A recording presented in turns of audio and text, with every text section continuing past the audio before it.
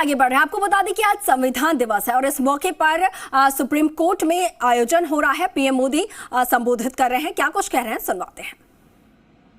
14 वर्ष पहले जब भारत अपने संविधान और अपने नागरिकों के अधिकारों का पर्व मना रहा था, उसी दिन मानवता के दुश्मनों ने भारत पर सबसे बड़ा आतंकवादी हमला किया था।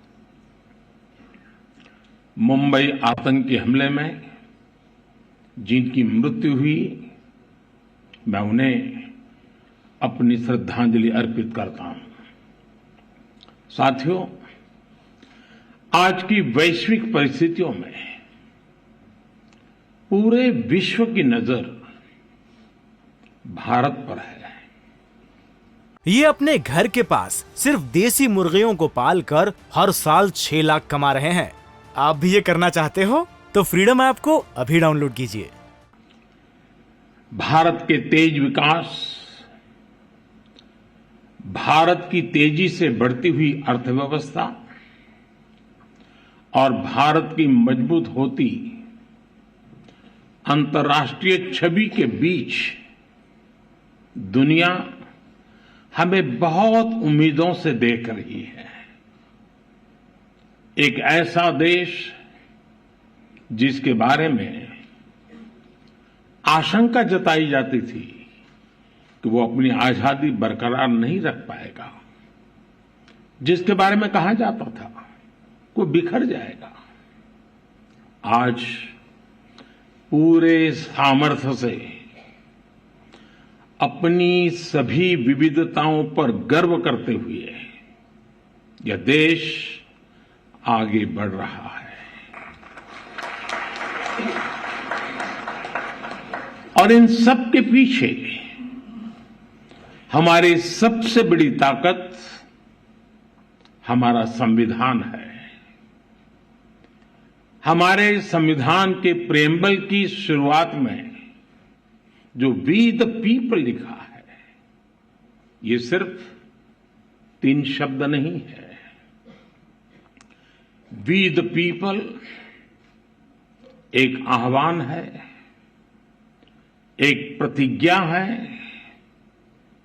एक विश्वास है। संविधान में लिखी ये भावना उस भारत की मूल भावना है जो दुनिया में लोकतंत्र की जननी रहा है, मदर ऑफ डेमोक्रेसी रहा है। यही भावना हमें वैशाली के गणराज्य में भी दिखती है, वेद की ऋचाओं में भी दिखती है। महाभारत में भी कहा गया है, लोकरंजनम एव अत्र राज्ञाः धर्मः सनातनः सत्यस्य रक्षणं चैव व्यवहारस्य चार्जवम्।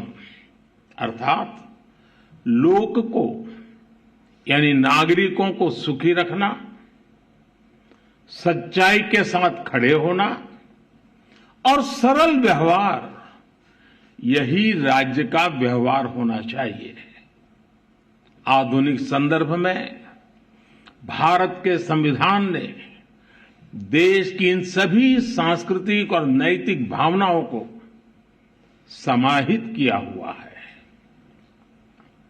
मुझे संतोष है कि आज देश मदर ऑफ डेमोक्रेसी के रूप में अपने इन प्राचीन आदर्शों को और संविधान की भावना को लगातार मजबूत कर रहा है। प्रो पीपल पॉलिसीज की ताकत से आज देश और देश का गरीब, देश की माताएं बहनें, उनका सशक्तिकरण हो रहा है। सामान्य मानवीय के लिए आज कानूनों को सरल बनाया जा रहा है। टाइमली जस्टिस के लिए हमारी जुडिशरी भी लगातार कई सार्थक कदम उठा रही है। आज भी सुप्रीम कोर्ट द्वारा शुरू किए गए ई इनिशिएटिव्स को लॉन्च करने का अवसर मुझे मिला है। मैं इस शुरुआत के लिए और ईज ऑफ जस्टिस के प्रयासों के लिए मैं आप सभी को बधाई देता हूं। इस बार 15 अगस्त को लाल किले से मैंने कर्तव्यों की बात पर बल दिया था। ये हमारे संविधान की ही भावना का प्रकटीकरण है। महात्मा गांधी कहते थे कि हमारे अधिकार हमारे वो कर्तव्य हैं जिन्हें हम सच्ची इंटीग्रिटी और डेडिकेशन के साथ पूरा करते हैं। आज अमृतकाल में जब हम आजादी के 75 वर्ष पूर्ण करके अगले 25 वर्षों की यात्रा शुरू कर रहे हैं, तो संविधान का ये मंत्र देश के लिए एक संकल्प बन रहा है। आजादी का यह अमृतकाल देश के लिए कर्तव्य काल है। चाहे व्यक्ति हो या संस्थाएं, हमारे दायित्व ही आज हमारी पहली प्राथमिकता है।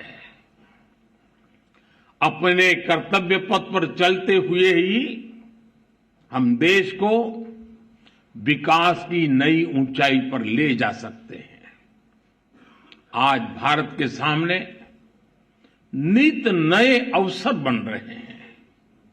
भारत हर चुनौती को पार करते हुए आगे बढ़ रहा है।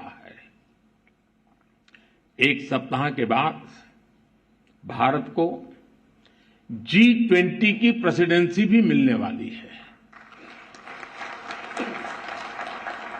ये बहुत बड़ा अवसर है। हम सभी टीम इंडिया के रूप में विश्व में भारत की प्रतिष्ठा को बढ़ाएं, भारत का योगदान विश्व के सामने लेकर जाएं, ये भी हम सभी का सामूहिक दायित्व है। भारत की मदर ऑफ डेमोक्रेसी के तौर पर जो पहचान है, हमें उसे और सशक्त करना है। साथियों, हमारे संविधान की एक और विशेषता है जो आज के युवा भारत में और भी प्रासंगिक हो गई है। हमारे संविधान निर्माताओं ने हमें एक ऐसा संविधान दिया है जो ओपन है, फ्यूचरिस्टिक है और अपने आधुनिक विजन के लिए जाना जाता है। इसलिए स्वाभाविक तौर पर हमारे संविधान की स्पिरिट यूथ सेंट्रिक है। आज स्पोर्ट्स हो या स्टार्टअप्स, इंफॉर्मेशन टेक्नोलॉजी हो या डिजिटल पेमेंट्स, भारत के विकास के हर आयाम में युवा शक्ति अपना परचम लहरा रही है। हमारे संविधान और संस्थाओं के भविष्य की जिम्मेदारी भी हमारे इन युवाओं के कंधों पर ही है। इसलिए आज संविधान दिवस पर मैं सरकार की व्यवस्थाओं से, देश की न्यायपालिका से एक आग्रह भी करूंगा।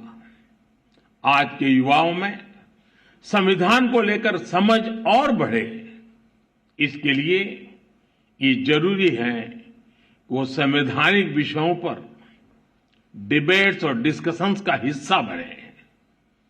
जब हमारा संविधान बना तब देश के सामने क्या परिस्थितियां थी, संविधान सभा की बहसों में उस समय क्या हुआ था, हमारे युवाओं को इन सब विषयों की जानकारी होनी चाहिए। इससे उनकी संविधान को लेकर दिलचस्पी और बढ़ेगी। इससे युवाओं में इक्वालिटी और एम्पावरमेंट जैसे विषयों को समझने का विजन पैदा होगा। उदाहरण के तौर पर हमारी संविधान सभा में 15 महिला सदस्य थी और उनमें एक दक्षयानी बेलियाउधन वो महिला थी जो एक प्रकार से वंचित समाज से निकल करके वहां तक पहुंची थी।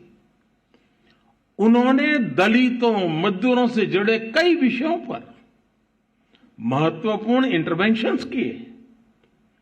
दुर्गाबाई देशमुख, हंसा मेहता, राजकुमारी अमृत कौर, ऐसे ही और कई महिला सदस्यों ने भी महिलाओं से जुड़े विषयों पर अहम योगदान दिया था।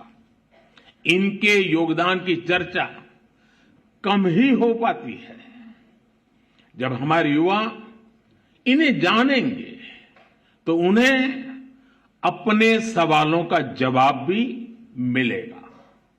इससे संविधान के प्रति जो निष्ठा पैदा होगी वो हमारे लोकतंत्र को, हमारे संविधान को और देश के भविष्य को मजबूत करेगी। आजादी के अमृत काल में ये भी देश की एक अहम जरूरत है। मुझे आशा है संविधान दिवस इस दिशा में हमारे संकल्पों को और अधिक ऊर्जा देगा। इसी विश्वास के साथ आप सभी का बहुत बहुत धन्यवाद।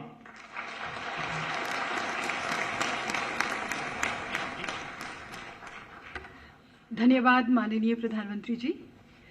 May I now request the Honorable Shri Justice S. Abdul Nazir. ये अपने घर के पास सिर्फ देसी मुर्गियों को पाल कर हर साल 6 लाख कमा रहे हैं। आप भी ये करना चाहते हो तो फ्रीडम ऐप को अभी डाउनलोड कीजिए।